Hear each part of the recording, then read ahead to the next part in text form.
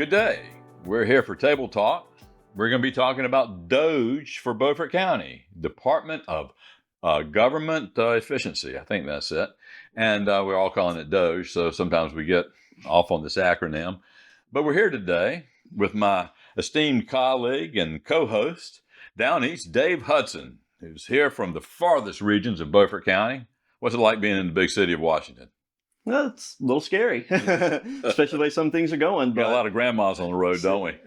It's not just that; it's everything, But we like it where we are. We have some elbow room and have a little bit of space to get around. Your neighbors don't have to worry about too many things. It's a little bit different when you get to the city. Good. Well, maybe Washington. Maybe we can talk about that when we speak about the finer points of Beaufort County at another meeting. But right now, we're going to talk politics, and we're going to talk government, and we're going to talk about what it takes to have an effective government here locally. And bearing that in mind, my esteemed colleague as a commissioner, the venerable Hood Richardson, will be here today, and he's going to tell you everything you need to know and should know, and he'll tell you in some great detail, and he'll tell you the truth. So, to get started, and a lot of you are aware of this already if you've been following these podcasts, is that Dave and I will write questions for one another, and then we will talk by answering those questions. Today, I'm going to start with Dave Hudson, and I've got a question for him, just recently prepared. He doesn't know what it's going to be. And Dave, you have proven to be an advocate for a well-functioning administration of public education. The question is, what is your well-considered opinion on the future of our evolving school choice here in North Carolina? And if you could, relate it to Beaufort County as much as you can. Sure. School choice. We live in a free society. We have the right to send our children to any school that we would like to send them to, has always been my opinion. Personally, I came up through the public school system. I thought I got a pretty good education through the public school system. I don't think that that's a failing system necessarily. However, there's lots of room for improvement. I'm of the opinion my children all attend public school. If public school is not good enough for my children, it's not good enough for anybody's children. I don't think that anybody should be able to play favorites as far as that's concerned. When it comes to how do we finance school choice, that's a different question. Taxpayer money goes to support our public schools. There's discussion around should we be supporting private schools or other schools as well? How does that impact society? How does that impact education? Whether that's something we should be doing or not. It's really up for debate. There's pros and cons to different aspects of that. I kind of think along the lines of the military.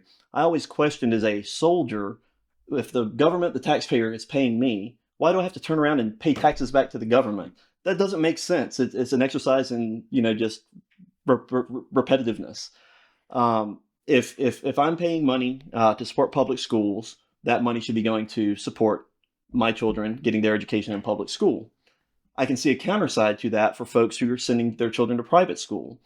Why, if they're paying taxes for schools that their children don't attend, why should they not be given a tax exemption for that potentially because they're already paying more money for their children to go to school or not? Can I interject something? Absolutely. Because that is my number one point. Yes. 2 points, really. Number 1 point is people are paying taxes. They pay them at the state level, the federal level, and the local level. The federal government hopefully is going to be getting out of education, except for remitting block grants back to the states. And the state education is number one cost. And Beaufort County education is our number one cost. So these people are paying a lot for public education, and a lot of us feel that public education in a lot of areas is failing us. It's failing us. It's been going downhill for a long time. COVID just kind of quickened the pace of it falling, and it's failed. So my question is, if that being the case, why shouldn't we try something different? Education is education. People that can't afford private schools or that they're not connected well enough to get in a charter school, why shouldn't they have a stipend coming to them so they can try to get their children in a better school? And why can't we work to have more charter schools?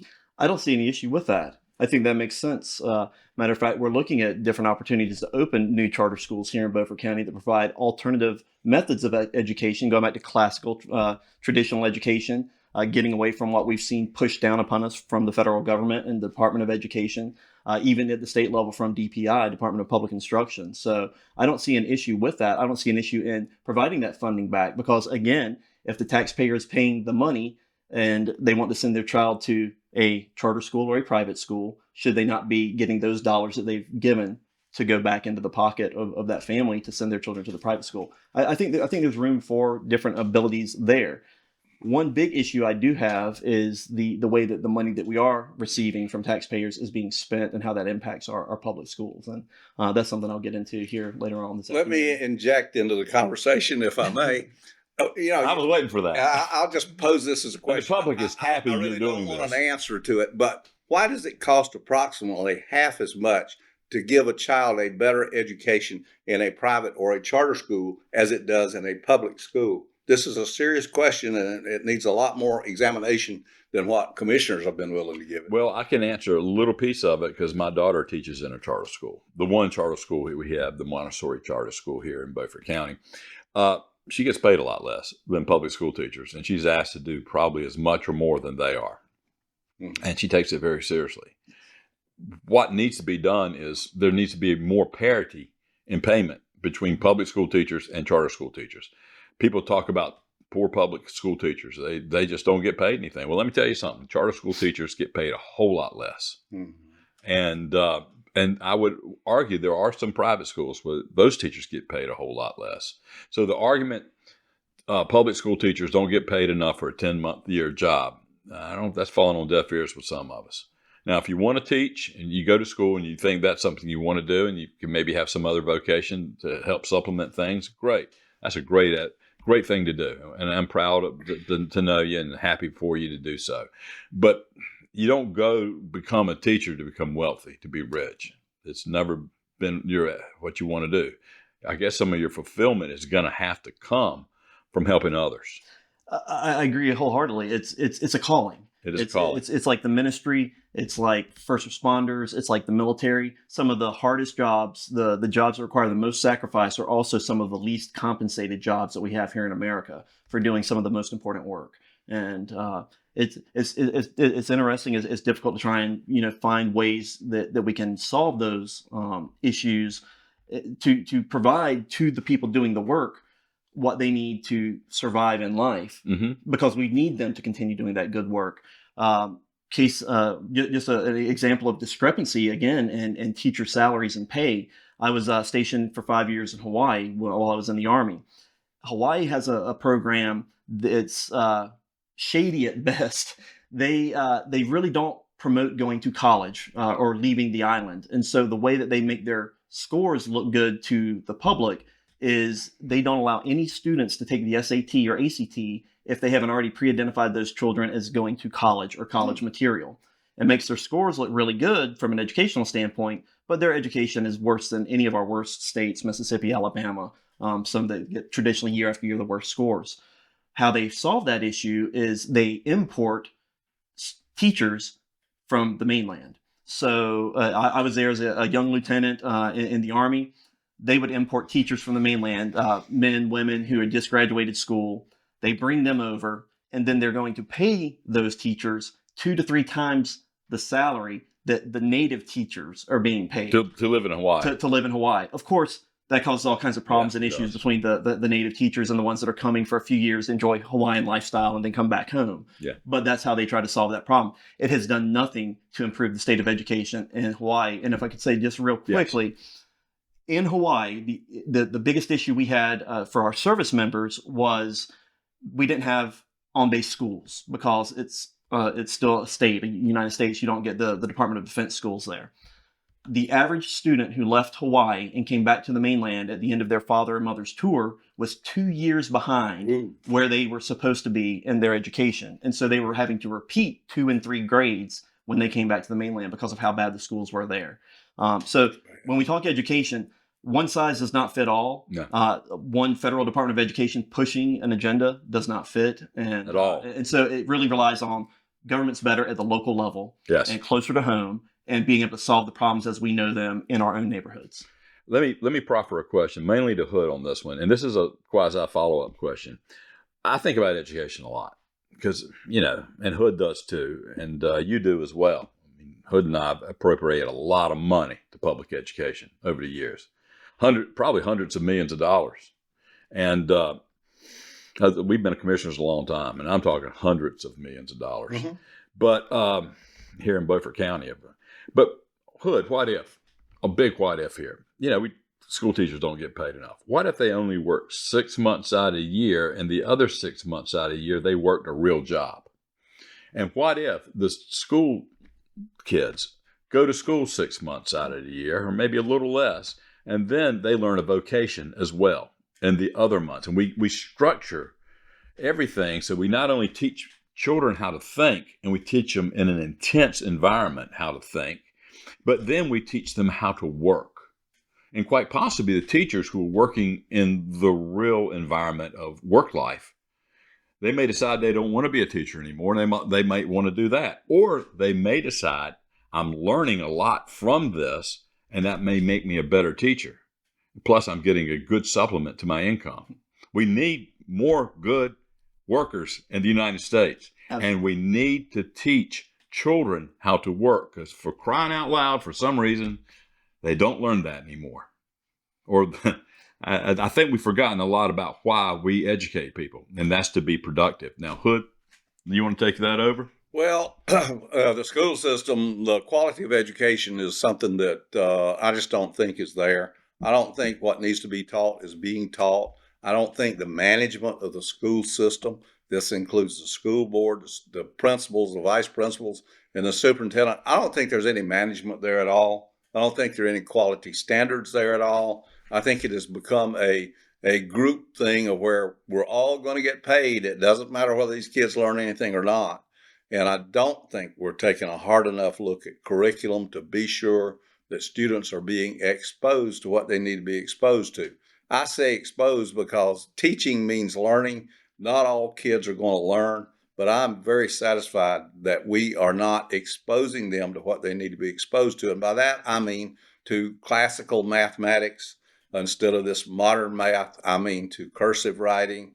They all don't have to learn these things, but they need to be exposed to it. And from what I've seen in the school system and from questioning students that have worked for me, it's not happening.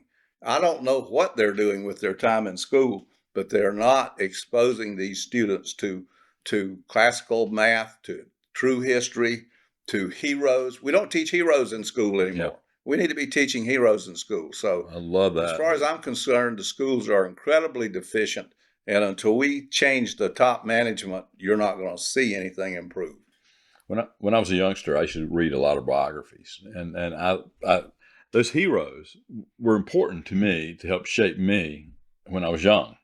And you're saying that you don't think it's being taught anymore? I don't think it's being taught. One of the things that's happened is books. Believe it or not, books are essentially removed from schools because they don't use books in most of these courses. It's some computer program, and the school tells us that they're saving money that they can dump into a social program somewhere. We need to get back to textbooks. The only way a parent will ever know what their child is being exposed to is to look at their textbook. Because if you're handing a kid a sheet of paper today and saying, this is what we're studying today, that goes in the trash. Parents not going to see that. Or look at your computer screen because we're going to do this on the computer today. All of those things, the parents have no way of knowing what their kids are exposed to. And I'm satisfied that if we went back to required textbooks in the Beaufort County schools, that we would see a lot of parents who would know what their kids are being taught and would be able to help them. They can't help their kids now with the present system. It's an awful system that is based on disinformation and the controlling of minds more than it is on the thought process. Well, let me say this. One of the problems with, books got too expensive because it was like I don't know what. I disagree. You don't? Well, I disagree. I'll tell you why. A math book that was published in 1890 up through high school is just as relevant as it is today. Math is definitely We've been sold a bill of goods. An English book that was published in 1890 is just as relevant as it is today. And a history only needs a few updates occasionally. This business about textbooks being so expensive and we don't have to have them is a bunch of bull, because this guy's in the publishing business. He will tell you, I think, and you tell me if I'm wrong, that if we've got a cookbook, we can make it a $120 cookbook, or we can publish the same information on a $12 cookbook. Absolutely. But now we're talking about competition. And this has been a windfall for these publishers of books. And I think the school system's saying, well, we need to have a new curriculum. We need a new curriculum. We need a new curriculum. All that does is reinforce the whole windfall for these providers of such. I agree. There's sort of a double-edged sword when we look at textbooks versus computers. I'm a traditionalist as a publisher. I love books. I would do anything for a book over a computer. That's just personal preference. I would love to see the numbers in Beaufort County or anywhere that would show me where using computer-based learning is more cost-effective than purchasing textbooks, because we are buying new computers every year. The kids are breaking them. Part of the reasons they're not getting an education is because when a child has to sit like this to see, because the computer screen's so messed up or the mouse pad doesn't work, how are they going to score well on the test? We're giving them faulty equipment. And then how are they going to get the ability to do homework? If I have to take a computer home that requires internet and I don't have internet access at home, I can't do homework. I can't learn, much less the parents can't see what's happening or be involved and help that student, because it makes no sense. I am anti-computer for learning. I think we need to go back, as Hood said, it needs to be classroom-based, teacher-led or instructor-led teaching, educating, and you use the textbooks to supplement that. Very good. Well, when I was going to school, I always used textbooks. And when I learned real estate, and I have a big old class of about 350 people at Wake Tech, we had books. And I learned from my teacher, and I read the books, and I scored really well. And that's an important thing to do. You know, if we had textbooks, to know stuff. a lot of controversial modern issues would not exist. For instance, I can quote my 8th grade English book. My 8th grade English book said, the masculine denotes the feminine and the neuter. They're not teaching that in school, or we would have never got into pronouns. But if it were a book, an English book, the parents could look at it and see what's going on. The whole pronoun issue would never have existed to begin with. It didn't last very long, did it? No, well, it's still there. It lasted too long. I just heard an interview on NPR where Texas fired a guy because he would not remove the pronouns from his website, from his computer site on his personal, not his personal site, but the state site. He has his pronouns on there, and he worked for the real estate commission in Texas, and they fired him, which they should have. They fired him. I love that. You know, I remember getting emails from all these government agencies, being a county commissioner, and it was, you know, they put their pronouns there. He, him, blah, blah, blah. We still get them. I never could figure it all out. I've got a question probably for both of you, but if you would indulge me for a little bit to get on a soapbox and discuss a few issues around it, let me just paint a picture of what's been happening in Beaufort County schools. Nowhere near as significant as Martin Luther nailing the 99 Theses to the door, starting the Protestant Reformation, but it's something along those lines. Our teachers, our principals, the support staff that are in the schools, those are the people that are in the trenches.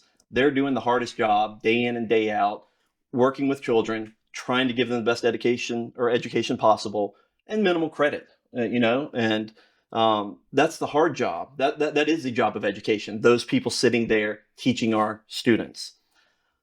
We don't need the overhead. NPR actually had an article today talking about the layoff in Department of Education of 1,300 employees and an additional 600 who have volunteered to retire or just leave. Great progress. It's a good beginning. There may be a need for somewhere, for people to handle student loans, supporting folks with disabilities, handling Title I money that comes to the impoverished. I think Joe Biden handled all the student loans there. I think they were handling all of that. All of our schools in Beaufort County are Title I schools with the exception of Bath. Yeah. So we do get additional federal funding that goes to education. But the real problem with education is it's the overhead. It's the bureaucracy. And that's where the issues lie. It's not in our teachers. They're having to do what they're being forced to do by this bureaucracy. Mm-hmm. Those numbers, when we look at them, they're since 1950, student and teacher populations have risen in America by about 8%. Principals and support staff in the educational institution themselves, in the schools, have risen about 37%. But our county level, our state level type bureaucracy has risen by 88% Wow. since 1950. Need some Doge in the Need some education Doge there. Why do we need that? Beaufort County schools take up the largest amount of our county expenditures, probably around 25% or so. Y'all would know that better than I do. Yeah. But how has that been utilized over the past? It's more. How has that been utilized over the past 5 or 6 years? So what I like to do is talk about fraud, waste, and abuse first. We've got a superintendent who would be king. He sits at the front of the school board meetings. When the gavel is hit at 5:30, the chairman of the school board passes over authority of the meeting essentially to the superintendent, the hired help, to run the meeting. And then a weak school board rubber stamps through his agenda. That's how that works. That is not how a school board is supposed to operate. It is not how a school board meeting room is supposed to be organized or set up. The public is discouraged from attending. They're forced to sit in the back while the hired help sits in the front and does whatever is needed. We have a lot of waste going on. We've talked about this a lot. $500,000 being spent for 4 acres of land to build this new mega school that we don't need. And we could have gotten that for free in a land swap if there was any competent people that did a title search or anything else. Even Hood and I would have voted for that. We wanted to vote to swap the land. Yeah. We were blocked. We were blocked. They continue to have closed door meetings behind this. This is how this really That's a came to problem. be. That's a problem. The closed door meetings are a problem. This whole mega school came about because the former head of North Carolina Department of Public Instruction, in a bid for re-election, was willing to give out tons of money to rural communities to build new schools. She didn't make it out of the primary. But the county manager, the chairman of the county commissioners, and the superintendent had a closed door meeting with her and decided we're going to get money for Beaufort County and build this new mega school. This is nothing but That probably happened before we even found out about it. It probably did. All of this went on without the commissioners knowing about it. The chairman, Frankie Waters, admitted he worked on it for a year and a half in secret. And he says the reason he worked on it is because I would have stopped it had I found out about it. And he's right. The colossal disaster that they're building today ought to be stopped because that's what it is. That money needs to be directed to better use like community schools, the Chocowinity school system, and to improve what we have rather than to build a new school to house what we already have. And there's no benefit in this. Sorry, go ahead. The only argument that I could hear from these people, I mean, they gave a lot of arguments that made no sense, but the only one that I could hear that made any sense at all, and it made very little to me since I am a conservative, was this is all it takes to get free money. Now, there is no free money. I mean, this is part of building schools at a time, and I'll tell you, everything's going to go down. If you're a plumber, if you do work now, you're making the most money you're ever going to make in your life. Your money will go down as more people come into the trades and create competition. And we start building things not because it's a political thing to do, but because it's a wise thing to do. Now, I agree with Hood. The school didn't need to be built. And we didn't need to spend now $10.5 million for something we don't need. And I will also proffer to you that money would have been available later for us when we really need it. Right. Now we're not going to get that money later for a better project. Right. We're going to do it now. Why? I don't know. Why? What was the rush? What was the hurry? And we got shut out. We've been shut out from everything. And Hood, I think you were wrong about one thing. I think the other commissioners knew about it before we did. I think we were left in the dark. I think Frankie's always dealing in the back room. I think the center-left coalition. The center-left coalition in the back room, they knew about it so they could give him support in case he got found out and it came up. I mean, I think we offered some pretty good arguments why you should not do this now, yet they all voted for it. Well, you realize that the law is not being followed in building this school because you haven't had public hearings. The public hasn't had an opportunity to address this. And they're going to do this according to the superintendent after the fact. Makes you wonder where this guy was educated at. What part of Moscow did he get his education from? This new school is a bullet point for the superintendent's resume so that he can leave Beaufort County. He does not care about Beaufort County. He does not care what happens to Beaufort County schools. He's just here to check the block and move forward. And by the way, he came here by way of New Jersey, Illinois, California, and then here. It's an issue. And of course, Well, those red states. I don't believe so. and as we're talking about hiding things, they want to build the mega school. They're talking about that. They're not telling you about the closed door meetings in closing the Aurora school and the impact that's going to have on one of our most disaffected communities in Beaufort County. Actually, most of what the school board does in their meetings is illegal because there are very specific laws in North Carolina that have to do with closing the doors to do business. Yes. And from what I can find out from that's going on is they're discussing things in these meetings that the law specifically says they cannot discuss. Closing a school, the discussion of such does not meet the criteria. No. It does not. And- Unless there's some contracts involved or personnel. And I'm not talking about a lot of personnel. I'm talking about one person. It has to be individuals. And when we want to talk about that, there's more things to look at. You talk about contracts, waste, fraud, and abuse. Contracts in our county in the past 5 or 6 years, we had an attorney for the school board. Now the attorney for the school board is the head of the Democratic Party for Durham County. Yeah. And he also represents North Carolina Department of Public Instruction. If that's not a conflict of interest when we want a valid opinion on what is good for Beaufort County as opposed to what's the Raleigh answer, I don't think we're going to get one. And I'd like to speak to one point. This attorney from Durham is very poor at doing title searches. Yes. Very poor. The Beaufort County Schools website, it used to be handled here in the county. That was outsourced outside of the county for more money. Grounds maintenance contracts used to be inside the county. Now that's being outsourced outside of the county for more money. Why? The people. Why? I can speak specifically to the website. They're paying a lot more money for the website they've got, and it's a lower quality website than what they had. It's not ADA compliant. No. Well, what all this comes down to is you're not going to improve education and you're not going to change these things until you change the management of the schools. That includes the board and the superintendent are the prime movers in this, along with the principals. There are some principals involved in this too. So we need to work to change the management of the schools.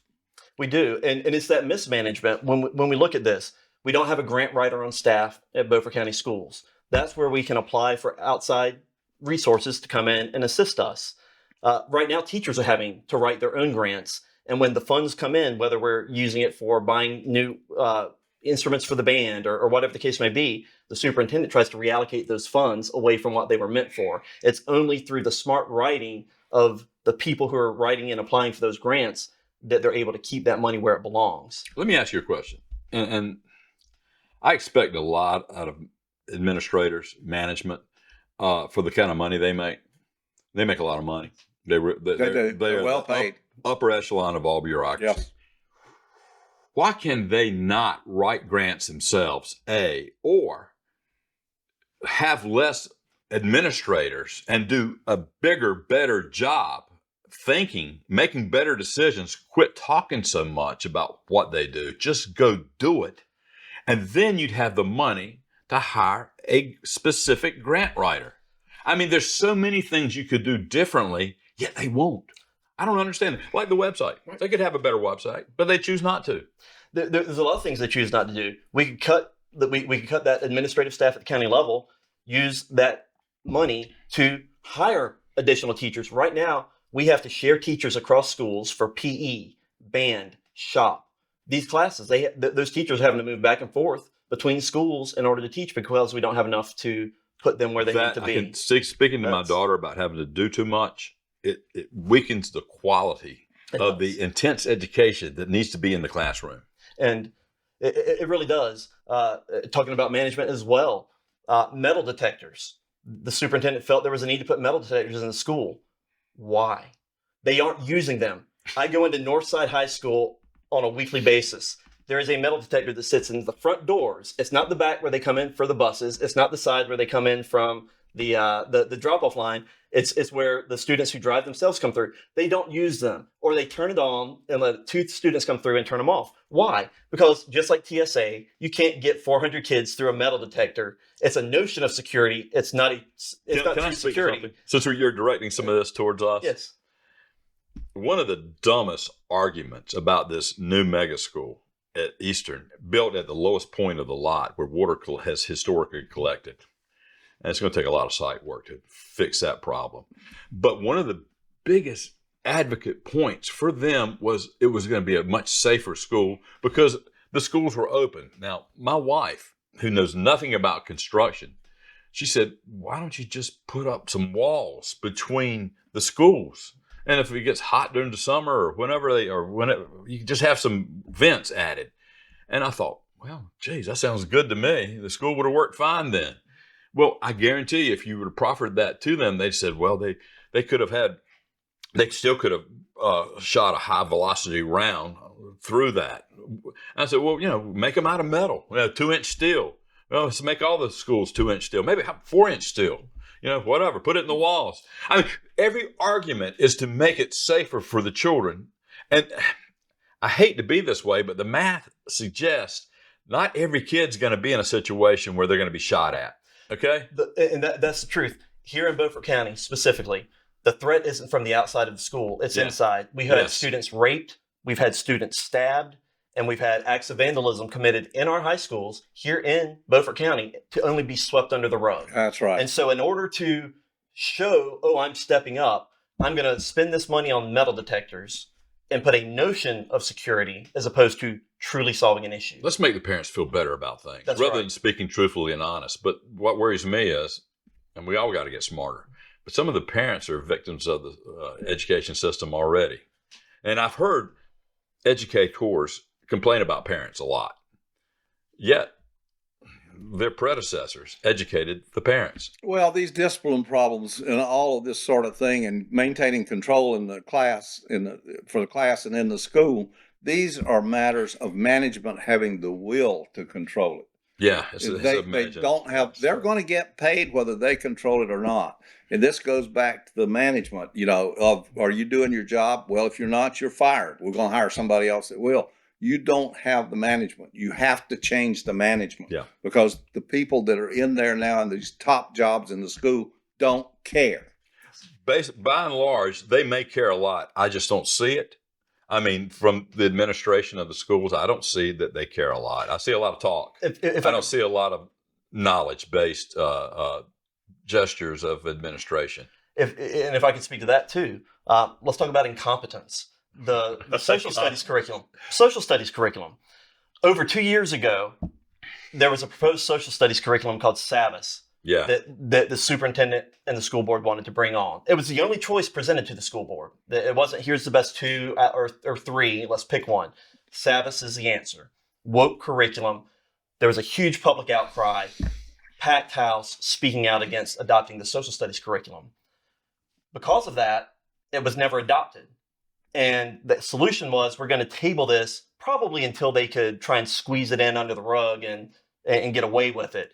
But we still don't have a social studies curriculum in Beaufort County over 2 years later. Well, are they using the old curriculum? They're not using one. Teachers are going out and finding, creating their own, pulling things off the websites. Why are they not using the old? And I don't have a problem with teachers doing their own curriculum. I don't have finding stuff on the website. But they need a basis to work from. If we had a principal, and PRINCIPLE, not PAL, if we had a principal in the system that said teachers control their classrooms, if a teacher decides a student is not going to be in the classroom, then that student is not in the classroom, and it's up to the management to make sure the teacher's making a good decision, of course. But we don't have that now. The students control the classrooms. There's 2 things that I think make working conditions a lot better in the classrooms: is teachers in control of their classroom, and teachers who can prepare and modify their classroom teaching as they so desire. Yes. And that's not happening in the schools. They're dictated what they're going to be teaching in most cases, and that needs to be changed. That goes to working conditions. Yes, and just before I discuss some working conditions, the decision was ultimately made that they would pursue a new science curriculum as opposed to going after the social studies curriculum. And then the answer became, well, we can't do both at the same time. This is from the doctor, the person with the PhD who's responsible for curriculum at Beaufort County Schools. We don't have the resources. Now, if you've got resources. If you've got 88% growth in administrative overhead over the past 75 years, and you don't have the resources, social studies teachers aren't picking science curriculum. Science teachers aren't picking social studies curriculum.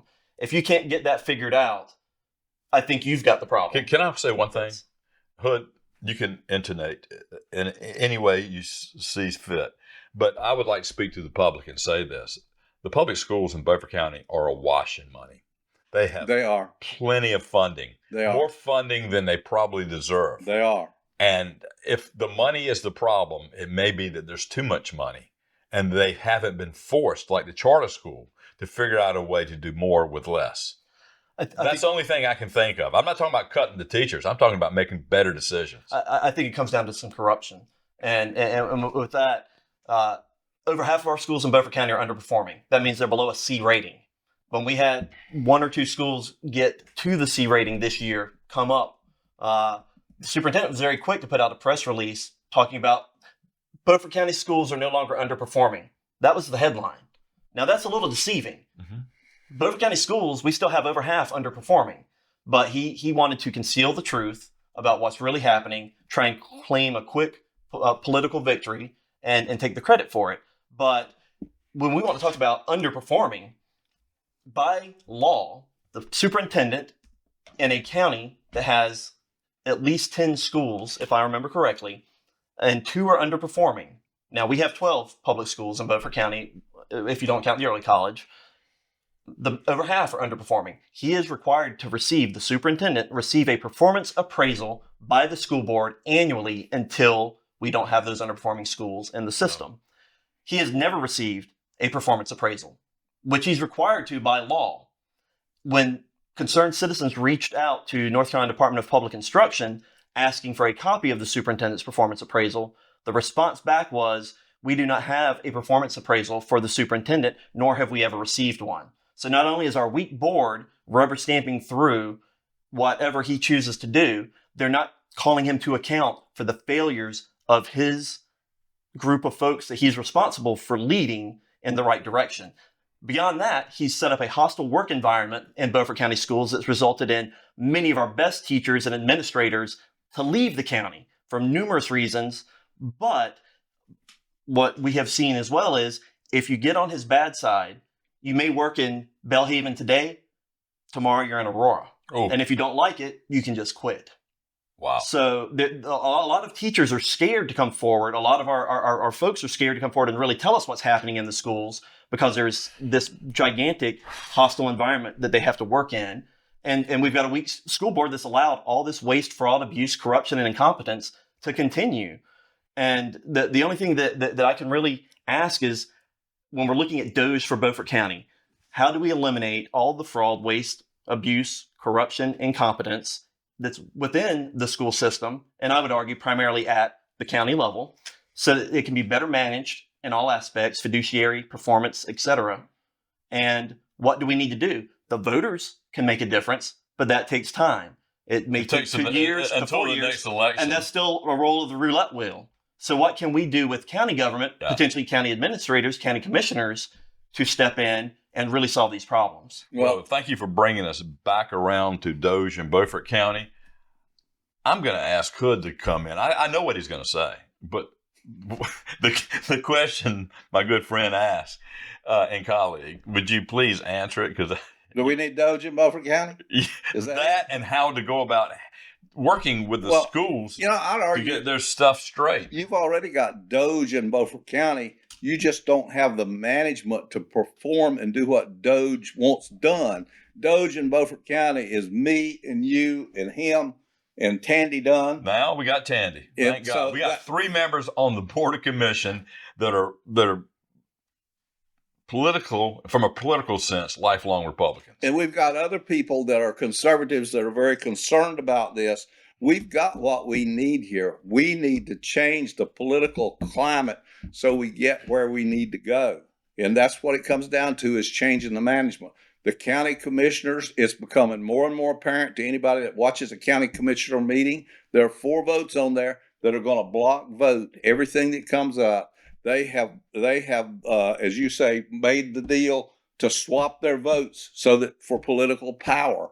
And 3 of us are on there now, whereas there were 2. It's a lot more effective, and the county commissioner meeting looks a whole lot different than it did when just Stan was there. I was up there for 4 years by myself. He was. It was awful. But we're making progress with this. An election within 2 years, we need to go back and we need to get the school board. We need to get we only need 1 person on the school board right now. Some of these people rhinoed out with us, but if you had 1 more person on there, we'd be a lot stronger than what we are. If we had 2 more conservatives, whether you call them Democrats or Republicans, I don't care. But if you had 2 more on the school board, you would be where you need to be. Let me ask you. And you would see them leave the school system like rats. But you would also see the white rats running into the school system to save the day, because you'd have a lot of people that wanted to come to Beaufort County to teach. The same thing is true on the Board of County Commissioners. If we had 1 more county commissioners, then there would be a whole different board. You would be saving at least $4 or $5 million a year. Your taxes would be lower than what they are right now. And we would be handling the school board, whereas right now we're using a dump system. We give them $17 or $18 million a year. We collect about $40 million in taxes, so it's more than a third. And we would not be dumping the money and running. We would be sitting there saying, how are you spending this money? And we think you ought to do this, and we think you ought to do that. We would have some control over it. The preaching is from the manager and some of these other people that you give them the money and they can do whatever they want to with it. That's the biggest false statement that's made in the world, because we have the money. You don't get the money to begin with unless you're doing what we want you to do with it. Let me make a statement, and I'm going to ask you a question. Okay, Hood is 100% right. If we had 4 smart commissioners. 1 more smart commissioner. 1 more smart commissioner on that board that's competent and cares. If we had 1 more, we could perform oversight over the school system. Absolutely. Since the school board will not perform oversight over their own school Absolutely. system. They will not. They've proven they will not, and they won't.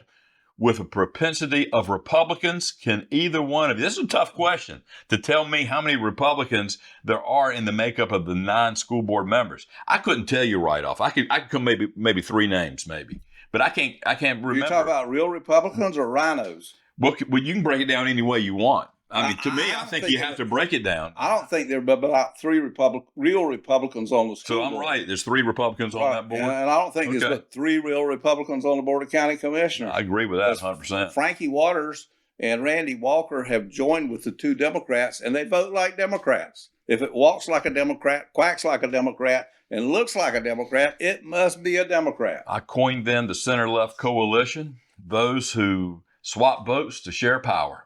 And that's what they do. You name it right. That's good.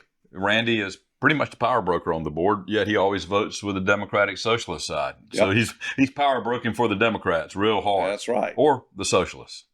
And that's exactly why we need DOGE, is we need to bring accountability back. Yeah. And it starts with the commissioners bringing accountability back to all aspects of county government. Right. And if they're not doing what they're supposed to do, it is the voters' responsibility to bring accountability back to them. Because at the end of the day, government works for the people. It is ultimately the voters' responsibility. The electorate has got to step up, know what's going on, and give me some smarter commissioners to work with. Right. And we need some bureaucrats who know their place as well. Yes. They don't seem to know their place in Beaufort County. They are in charge. And as much as this man and I try to assert some kind of authority, since we are the elected leaders, we're put up there to perform oversight and to manage the budget and to care about what goes on and maybe be innovative in some of our ideas. We have bureaucrats that are there to collect a paycheck, and there's a lot of them. We have way too many.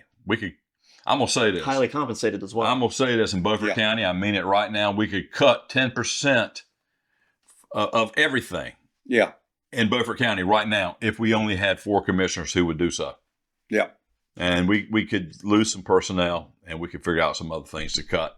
What the public fails to recognize in a lot of cases, although they're coming around, is we have the same kinds of problems in Beaufort County that you have in Washington, D.C. Yeah. And the only thing that's different right now is you have a strong leadership that knows what it wants to do and is unafraid in Washington, D.C. And without that strong leadership, do you think Congress would be going along and doing what it's doing? No, it wouldn't be doing it, but it takes a strong leadership. We need the strong leadership in Beaufort County, and the way to get that is in the next election to vote one more conservative candidate, at minimum of one more conservative candidate for the school board, and a minimum of one more conservative candidate for the Board of County Commissioners. Because while there's 5 supposed Republicans sitting up there, and this county votes over 60% conservative now, we have a board. 65 in the last election. That's right. I didn't want to quote that, but I'm glad you're on it because I wanted to be accurate. And you're right. It's a very strong vote. This county is run by Democrats. Yes, we are run by Democratic Socialists, really. And rhinos join with them. That's I would argue how they Jerry Langley's as much in charge of that board of commissioners as anyone else. Well, Jerry Langley and Ed Booth are more in charge of it than we are. Yeah, that's for sure. Than you and I are. If you want a government run by Jerry and Ed, well, you've succeeded. And the dangers in bad county government, just as a case study, Hampton County, South Carolina. It's been in the news a lot because of the Murdaugh murders. For anybody who kept track of all of that, that county can't come up with $5.1 million that just disappeared into the ether. Mm-hmm. The county government will not launch an investigation into where that money went or why, because everybody knows where the money went. It went into the pockets of the county government officials and their friends and their pet projects.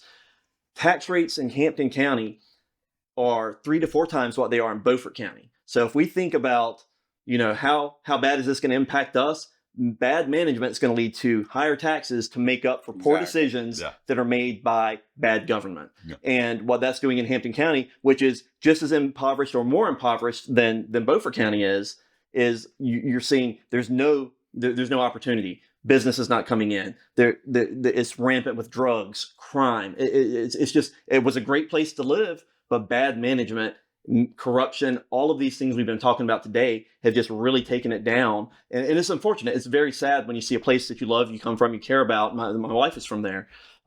It's very sad. And that's why this is so important, not just for the folks that are in government to be held accountable, but for the folks at large that we're speaking to, the audience. This impacts you. It impacts you just as quickly as anything happening at the national level, if not more so. Exactly. And so you must pay attention to it. That's why the local elections are so important, and showing up on the non-presidential election years and voting is important. Pay attention to what people are doing. Pay attention to how people are voting. Look at how that impacts you, your pocketbook, your ability to have housing, healthcare, any of that. And then reach out to your school board member, reach out to your county commissioner, and tell them whether they're doing the right thing or not, and hold them accountable to it. Well, yeah, I think Tip O'Neill has said it best. At least he's credited with this comment. All politics are local, and I would argue that all government is local. And if I could segue over to that very one item, I got a question for my friend Hood. Absolutely. And this is one that he's dealt with. Now I'm back on the board, been there for 6 years, and I'm helping him deal with it.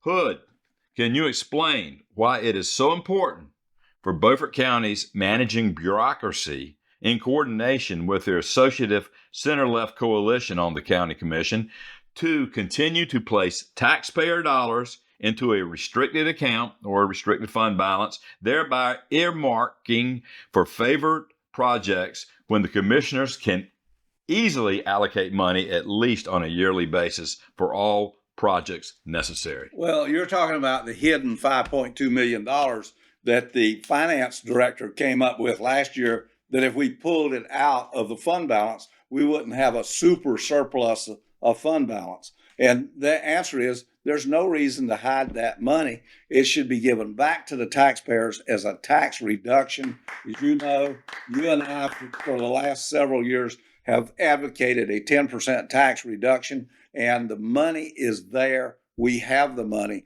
But these greedy Democrats and rhinos want to sit on it. If you noticed at Monday night's commissioners meeting, they never agreed that they would lower taxes under any circumstances for anything. And the reason is they've got their favorite little projects that we don't need that they want to fund. Frankie Waters, in the last couple of years, has put $4 million of county money, along with his 3 gang members, is giving it to telephone companies to install the internet in places that it wasn't wanted and it wasn't needed. And I would remind you that Frankie was paying off his buddies over at the telephone company because Frankie was chairman for 8 years of Tri-County Telephone before it went bankrupt, and it had to be sold. The people of Eastern Beaufort County had a telephone company until Frankie finished with it. And when he finished with it, now they don't have a telephone company. It's owned by Yadtail up in the western part of North Carolina. It's the $10 million that went for this school that we don't need.